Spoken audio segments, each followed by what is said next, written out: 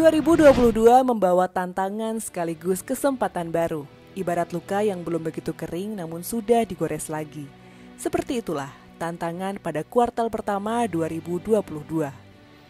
Ketika APBN masih bekerja keras mengiring pemulihan ekonomi dari pandemi COVID-19, perang menyusul membawa rentetan dampak. Oleh karena itu, APBN 2022 berperan sebagai shock absorber untuk melindungi rakyat dari berbagai guncangan dan ketidakpastian global, menjaga pemulihan, dan menjaga kesehatan keuangan negara. Pada kuartal ketiga tahun 2022, penyesuaian harga BBM tak bisa dihindari.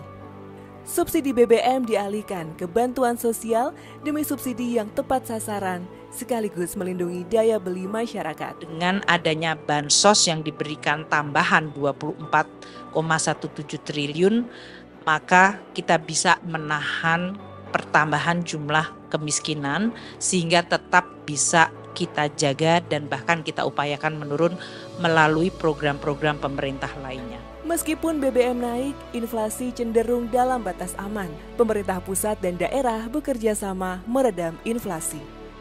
Pemda meredam lonjakan inflasi di daerah melalui alokasi 2% DTU untuk bansos. Pemerintah pusat mengapresiasi Pemda yang berhasil menangani inflasi dengan memberikan insentif. Manfaat APBN 2022 sebagai shock absorber benar-benar dirasakan oleh masyarakat dan ekonomi Indonesia. Terbukti, pemulihan ekonomi Indonesia jadi salah satu yang terkuat di antara negara G20 dan ASEAN 6. Belanja negara terus dipercepat untuk memperkuat pemulihan ekonomi melalui anggaran perlindungan sosial dan kesehatan. Pendapatan negara juga menguat, ditopang oleh kinerja industri yang terus meningkat, serta kegiatan ekspor-impor yang positif. Berbagai indikator ini menunjukkan bahwa ekonomi Indonesia pulih secara kuat, cukup impresif, dan masih bertahan. 2022 sekaligus membawa misi reformasi struktural demi pengelolaan negara yang lebih baik lagi. Tahun ini menjadi tahun pertama penerapan Undang-Undang HPP, sebuah reformasi di bidang perpajakan yang berhasil mendongkrak penerimaan di kisaran 9% PDB. Ditetapkannya Undang-Undang Nomor 1 Tahun 2022 tentang HKPD menjadi salah satu dasar dalam perbaikan penyusunan kebijakan dalam upaya peningkatan ekonomi dan perbaikan kualitas pelaksanaan desentralisasi fiskal di Indonesia. Di tahun ini juga Undang-Undang IKN disahkan. Pemerintah optimis pembangunan IKN akan mendorong investasi dan menjadi magnet pertumbuhan ekonomi baru. Sebagai bentuk paripurna dalam tema reformasi 2022 di bidang keuangan, pemerintah dan DPR menyepakati pengesahan Undang-Undang P2SK. Undang-Undang P2SK merupakan solusi untuk mengatasi berbagai kekurangan dan kelemahan di sektor keuangan kita. Tentu bukan tugas mudah untuk memimpin sebuah perhelatan internasional di tengah tensi geopolitik yang memanas. Indonesia berhasil duduk bersama dengan 20 negara ekonomi terkuat melahirkan solusi atas berbagai permasalahan dunia.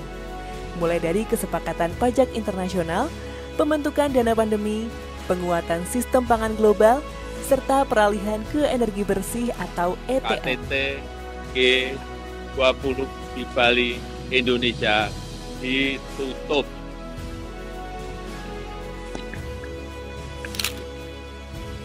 Sepanjang 2022, Kementerian Keuangan menorehkan berbagai prestasi dan capaian. Di bidang pengelolaan keuangan, Kementerian Keuangan meraih opini wajar tanpa pengecualian atas laporan keuangan pemerintah pusat atau LKPP tahun 2021 dan merupakan 6 kali berturut-turut. Selain itu, Kementerian Keuangan juga memperoleh 78 penghargaan di bidang layanan publik dan tata kelola, serta 29 capaian reform di aspek dukungan manajemen. Kementerian Keuangan terus berupaya meningkatkan kinerja dalam menjalankan tugas dan fungsi mengelola keuangan negara.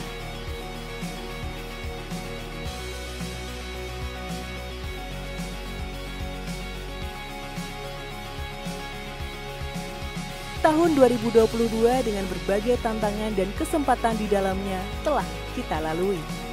Menghadapi tahun 2023, APBN 2023 dirancang agar tetap responsif dan fleksibel mempersiapkan segala ancaman yang mungkin dihadapi nantinya.